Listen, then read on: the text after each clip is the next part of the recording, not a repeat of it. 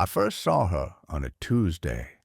It was raining, the kind that doesn't fall hard but still finds its way into your shoes. She sat in the corner of the cafe with a book, worn at the edges like it had been read too many times. She didn't smile, didn't glance up. She just sipped from a chipped mug and turned pages slowly, like each sentence deserved its own silence.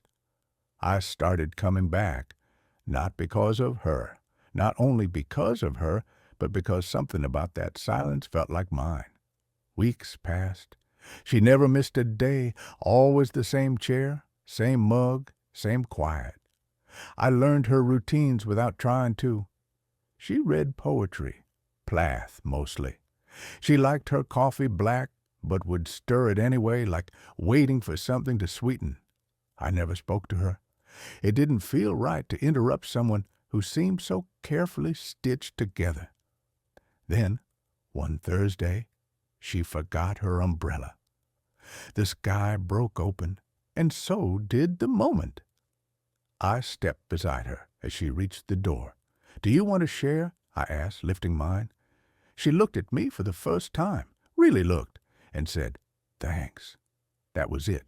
No smile, no flirt, just a single word that felt heavier than it should. From then on, we began sharing space, never plans, just presence. She'd sit at my table now across from me, headphones in but never playing music. I knew because once I asked, "What are you listening to?" She just looked down and said, "I don't need sound to drown out the noise." I never pried, but little pieces of her would slip out like sunlight through blinds. She once said, "My mom taught me how to make tea the way her mother did." I asked if she still made it that way. "No," she said. "I'm afraid I'll remember too much." That was the closest she ever came to telling me about her grief. Sometimes she'd laugh quietly at something in her book and then glance at me like I might understand. And sometimes she wouldn't show up at all. But every time she came back, she brought silence like a gift, a comfort, a presence. One night, I found her sitting on the floor by the window, eyes glassy. "I think I'm forgetting how to be held," she said. I didn't touch her, didn't speak. I just sat beside her. And in that quiet, I felt everything she couldn't say. And then, one day, she didn't return. A week passed, then two. Her chair stayed empty, her coffee mug unclaimed.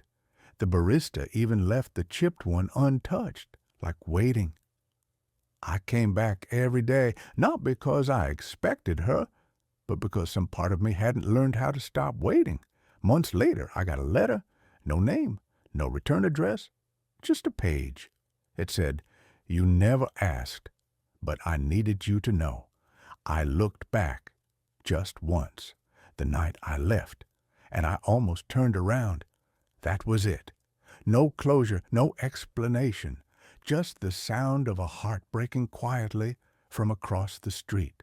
And now, sometimes, when the wind changes and the cafe smells like rain, I think I hear her breath again, not in my ear, in my memory,